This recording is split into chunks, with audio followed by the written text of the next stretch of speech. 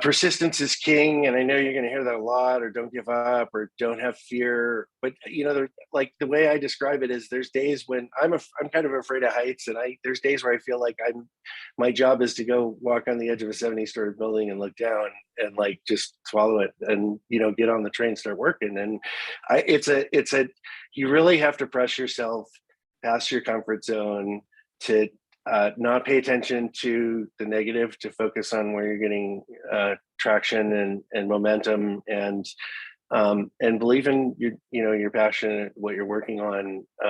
Focus on building a network of people that really buy into your dream, as opposed to spending your night staring at the ceiling thinking about why somebody told you suck.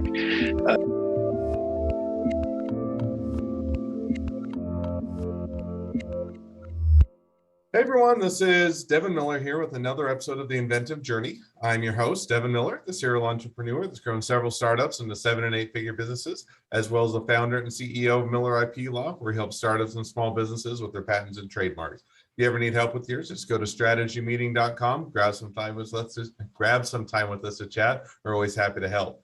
Now, today we've got another great guest on the podcast, Chris Stavros, if I can pronounce it close to being right.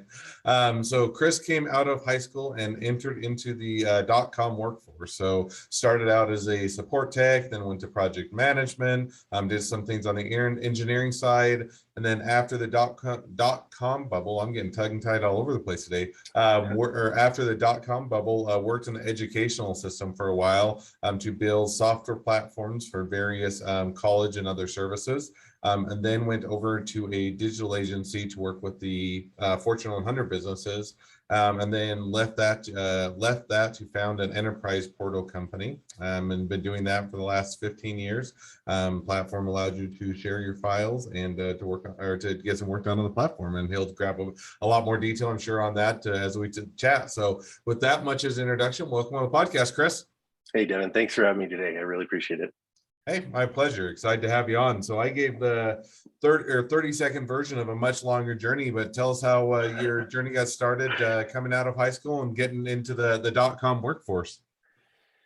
Yeah, so I actually got exposed to computers really young, had some data entry jobs even while I was in high school. I think really where my sort of career journey started was I got lucky. I applied for a job in a local paper for a small software company that was doing pre-press workflow software, and they were kind enough to hire me as a sort of a lackey in the office, but I very quickly got sucked into the support operation, and sort of worked my way up through the ranks there. So I learned Linux by looking over the shoulder at college students that were doing it, started to work more on the product management side, and during the .com bubble, had some really interesting opportunities to work with companies like Apple to bring Unix servers to the market. Spent a lot of time on the road, a lot of time in trade shows, some of the big shows of the day, the Macworld and Siebold and Drupal kind of shows, and it gave me really broad exposure to what the technology was doing, how it was being applied in different disciplines, everything from business to education to consumer space, even though at that time it was just sort of a fledgling space. And so I just everything that related to computers, I was sort of, enamored about. I actually took a break from it for a while I was going to school, and moved to an area where I didn't have access to the technology, and ended up coming back and working for the same company a couple of years later in a sort of a more mature role. Started to run parts of the operation, get involved in product management, running the support group. And what happened was I decided to branch out on my own right around the time that the .bomb happened. I started a small company doing technical consulting. And now, let me just ask one quick question. You decided to go out on your own. Did you have the foresight? Did you think that you could see the writing on the wall that the bubble was about to burst? It just happened to be fortuitous timing that you just happened to get out at the right time, or kind of what made you decide to transition? I think, but I was anxious to sort of go off and realize the opportunity that was the promise of where this technology and consumer technology, computers in general, enterprise computing was headed. So the bubble for me was something that I experienced, but I wasn't part of some huge startup that fell apart, and went off the rails. And so it was more of an observation of what was going on in terms of the spend and how companies were burning through capital and not necessarily sort of get to the other side of the dream. But, I also grew up watching companies like Apple, which were the underdog for decades, scrap their way to being, the king today, really, because they were focused on things like user experience and the quality of the technology. And so I wasn't so much paying attention to the business cycles as I was looking forward to the opportunity. I happened to make some bad timing decisions. And frankly, I was a kid. I was, 22 years old and didn't know what I was doing yet. But it was my first sort of entrepreneurial foray into doing something independent. And it really became the foundation for what we're doing today in some ways. I cut my teeth in terms of understanding how to work with customers and solve very unique custom technical problems. That's actually it was a huge foundation for what I ended up doing in the agency space, in the digital agency space, in terms of creating unique custom solutions for large brands. So it was a great learning experience. I mean, I learned how to create a business and get insurance and register an entity and go out and fish for business. But I also it was early in my career. I didn't have any obligations, and so it was easy to sort of transition into something that worked. And where I ended up was working for the Cal State system. So I took a job with the local university here, Cal Poly in San Luis Obispo, and working for their IT group. I started by running the modem pool and creating the software that was used by students and faculty and staff to get connected to the internet. Transitioned into a role where we started a program to create a unified web interface for all of the different campus systems that were used, everything from matriculation to registration, going through the campus life cycle, and even interfacing with students staff and alumni. Let me just ask one question, just because kind of curious, because I mean, what made you decide to go into the educational, software path? And, was it, hey, I have a great idea and I think I can do something there, prove on it, or did they approach you, or kind of, how did you go in that direction? Yeah, well, so it was a couple of, I guess, agendas. One was that it was an opportunity to work in an enterprise technology field at a very large scale. So this campus is pretty sizable in terms of the number of students and faculty, and the institution in terms of the resources. And so it allowed me to use a lot of the skills that I had developed in the small software space and pre-press technology, and sort of move into a space I was very interested in terms of dealing with large volumes of users and internet connectivity, and solving sort of the broader problem of tying together different technologies to make a business run. And I also wanted to go back to school, and I, sort of had a vision for finishing out what I had started in terms of my educational journey, and I never actually got to the other side. I ended up being so heavily steeped in what I was doing from a career perspective, and in terms of what we were doing. I mean, in a lot of cases at the time, we were doing stuff that wasn't being taught yet. I think that landscape's changed tremendously, but we were really pushing the edge of the envelope. We brought Wi-Fi to campus. I was one of the first people to be able to walk around with a laptop on campus and get on the internet and browse the web. And at the time, that was, it was incredible. People would look at you as if you were an alien walking around with a laptop doing something like that. So it was an opportunity to really play with what has become sort of very commonplace enterprise technology now, in terms of connectivity, security, interoperability, and being able to glue together different systems to solve a broader problem. And that really was the foundation for everything I do now, as it relates to integration and solving technical problems. It all sort of ties back to this concept of using a framework, frequently called an enterprise portal framework, that's used to tie together disparate systems to create a unified user experience on the front end, and that can also serve as an exchange for data, expert systems and other systems of record to be able to exchange that information, and also augment it with additional information to drive the business where there's no home for it. So both from a data warehousing and identity management and a user experience perspective, what I really did is I got very deep into the world of creating a custom sort of wrapper around all of these different technologies that campuses and other businesses make an investment in order to create you know, a holistic workflow and experience for users that are using it to drive the, in this case, it was campus operations. So it was great because it gave me an opportunity to play with technology at scale. I learned a lot about politics in large institutional settings and how to really get different factions inside of a business with different you know, drives to get on board and embrace technical change and disruptive change in a way that that makes a difference. And I, you know, what I'm so excited for today is they're still using today on campus and across the CSU, they're still using the same portal foundation that I established there a couple of decades ago. So that was really a wonderful opportunity to get, you know, steeped in big boy IT and understand not just the technical challenges there, but also how you finance that, how you manage it, how you deal with rollouts, very large scales and in mission critical businesses, and that was great. I sort of walked out of that space with a very strong sense of how to solve those kinds of problems. And what I was hungry for at the time was to do things that were a little bit sexier and more consumer facing.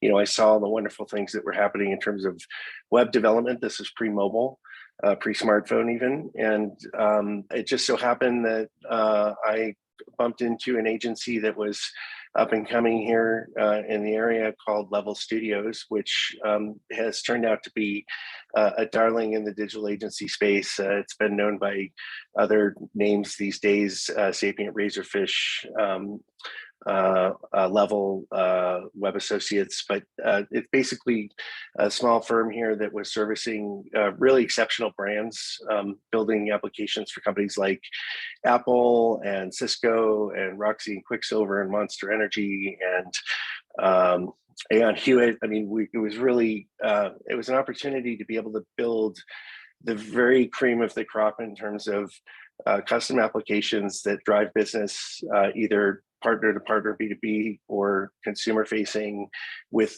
the richest, you know, most engaging user experiences you can possibly imagine, and working with teams of professionals in the design and application development camps that were just basically building stuff from scratch because we were working with brands that had the budget, the vision to do that. That was fantastic. Yeah, let me just dive in just kind of one question on some of that you're hitting on, which is, you know, for those that are watching the video version of this, you can certainly see in the background that you have the MakeC, you know, MakeC banner and some of that you have going on now. How did that fit in with doing some of the enterprise portal or software and doing that with the educational thing? Is that a continue on or expansion of that? Is that, because I think that now gets into the augmented reality, virtual reality, is that still geared towards the educational platform? And is it just an expansion of that, or is it something different that you started, or kind of help us understand how that plays into things?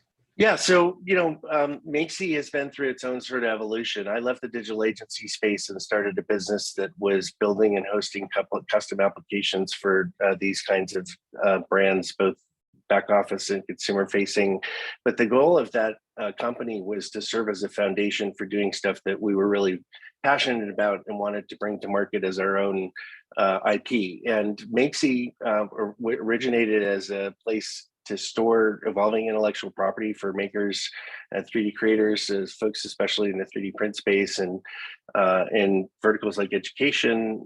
It's essentially a repository, a better place than a Dropbox or Google Docs to store and capture projects and knowledge that is being exchanged between teams and evolving over long periods of time, where we want to capture and retain that information so that the next generation of users can use it. So in education, it's all about the next class coming in and being able to use the project work from previous classes and businesses. Oftentimes it's about capturing IP before it exits the company and keeping it in a safe place, being able to keep track of attribution so you know who to call as issues come up. And what we really are is a content management platform that has a lot of focus on attribution and is based around a project workflow. And what happened was augmented reality, virtual reality has been a technology space has been super interesting to us for a long time.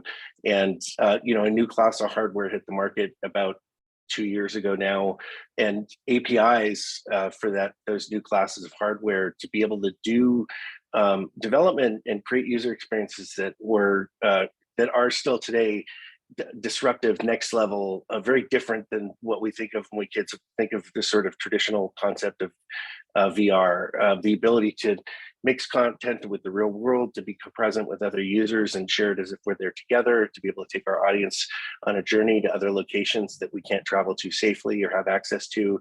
And so as we started to study that technology, we came to a couple of really exciting conclusions. One was that it's really hard to get your own content, one's own materials into mixed reality on these AR and VR devices like Magic Leap and HoloLens and even the Quest 2 for collaboration and sharing. I can experience, very highly polished stuff that's been produced by movie studios or game studios or that's been pre-baked. But what happens when I want to share material that's important to me and part of my daily charge? And so we saw an opportunity there to help solve that problem. There also wasn't one easy way to collaborate and have any sort of a co-present experience with that content. And so, and we also understood that when you're creating these kinds of experiences, you need a place to curate all of these assets and materials that go into these experiences, a place to write down notes and instructions, a place to be able to launch the experience when users are surfing for it and reading through to understand, whether it's worth their time. And what we realized was MakeC was that solution. So MakeC is really the platform that makes it easy to create those mixed reality experiences and to curate all of that content that comes along while you're doing that production work, so that you can focus on sharing the content with your audience and having that co-present experience. Awesome. No, that definitely makes sense. So now help me understand, because I that was a great explanation of what MakeC is, but it kind of missed the question, which is perfectly fine. But now I'm, where I'm trying to understand is, you've been doing the 15 years in academics. You did a lot of the software, the platform, and then you have MakeC over here. Yeah. Is that one company, or in other words, where are you at today? In other words, you had the journey, you were in the educational area for 15 years plus, and then this came along. Is it one and the same? Is it one more focused on the other? You should chasing two things in parallel, or help us understand kind of where you're at today? No, so what I've described to you was sort of my career journey. Those were jobs that I took with different companies that, paid a salary for my participation.